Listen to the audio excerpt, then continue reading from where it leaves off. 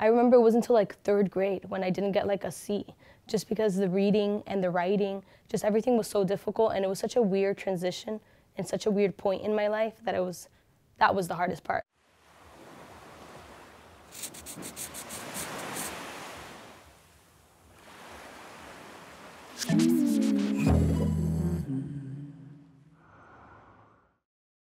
My name is Camila. We moved from Venezuela in 2004 when I was 5 years old. Well, the reason we moved from Venezuela was because I was born in 1998, and that was like the rise of Hugo Chavez, and that just led to like a lot of political instability and a lot of corruption. And when I was 5, we actually got robbed in my house. Like 3 gunmen came in, they like took my dad. He was outside like biking, and then they just took him. So we were all kind of inside and they robbed us. And so my parents just decided to move here, I guess, for a better future. We left my grandparents behind and all my mom's family behind, really, and my dad's family. He has 2 siblings and my mom has 5 siblings. One of them had already moved to Mexico, but like especially we left my grandparents. We were the first grandchildren, so they were really sad because it was like 3 of us moving. So we left them all behind, and we just moved like the 6 of us. Oh, actually the 5 of us, because my little sister was born here in Miami. So I think when we first moved, my parents expected to just be here like a couple years, just so my mom can finish her PhD for like educational purposes, so and my dad can like get a new experience, get a new job, and also for like a better future for us. We didn't really expect what was really gonna happen in Venezuela. Like no one thought it was gonna become as, I guess, corrupted as it is now. And that led to like a lot of years of buildup, and we actually came like at the right time, because after that people struggled to come here. So I feel like their hope was to stay here a couple years, get us a better education, get my mom a better education, my dad a better job, and then like move back just to avoid everything that was happening. And we had just gone through like a traumatic event, especially when we were younger.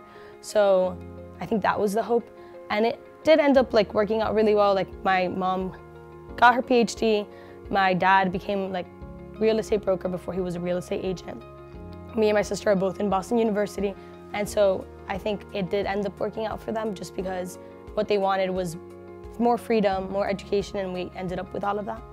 But for me, the hardest part was I was 5, so I was kind of like in that weird stage, you know, you're in kindergarten and you're like, I don't know how to write in Spanish, I don't even know how to like speak it well, so you're just kind of like figuring yourself out. And then I got like moved here and just like, now you need to speak a new language, learn 2 different ways to write, not only in English, but now in Spanish, because I hadn't learned Spanish, like how to write in Spanish, and then get put into a school where everyone was talking to you in English.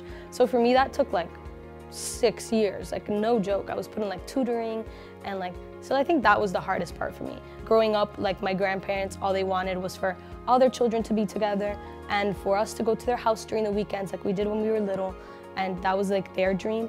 But it all got torn apart because of Hugo Chavez. Like all their kids left Venezuela.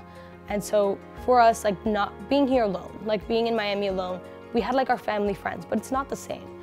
The first couple years we moved here, yes, it was hard, but we were all also like having a good time. It was just exciting to like learn all these new things. So that's probably where we got strength. The fact that there was hope, knew that in the future we would, you know, just receive the education we wanted, have this freedom to do whatever we wanted. It was just different than suddenly when we were in Venezuela and you couldn't really have anything. We came in 2004 and we became citizens like last year. So I think more just trying to become finally a citizen after being here for so long. Like my mom's a professor in like a university.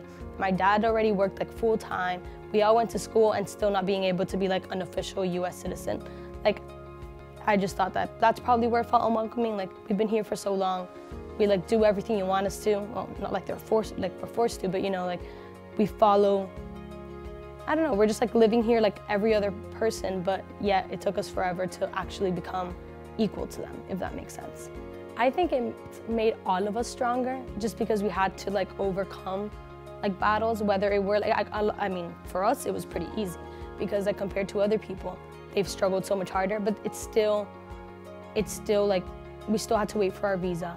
Like I still had to like learn this whole new language. My parents had to be away from home.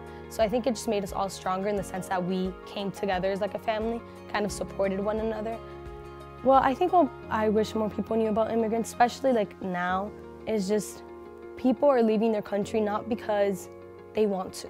Like people are just assuming like, oh, all these immigrants are coming and they just want our jobs and they just like want the life we have. No, they just want to escape their life. Like at least in Venezuela, like people don't have food, babies don't have diapers. You go to the store and there's nothing. Hyperinflation is so bad that you can't buy anything. So it's just like people are escaping in order to like have a better life, and still coming to the US is a better life, but it's still not easy. Like there's still gonna be so much obstacles. So I feel like that's one good point. And then another thing is probably like people sometimes underestimate us. Like my mom has a PhD. My mom studied actually in MIT in Boston, and she did her master's there, and she studied in like a very good university in Venezuela. And a lot of people just assume like, oh, immigrants, like, you know, they're not well educated, they're not well like in school, and like that's just not true. I feel like people have to acknowledge the fact that immigrants are just as important as other people, and should have the same opportunities, even if we moved here when we were young.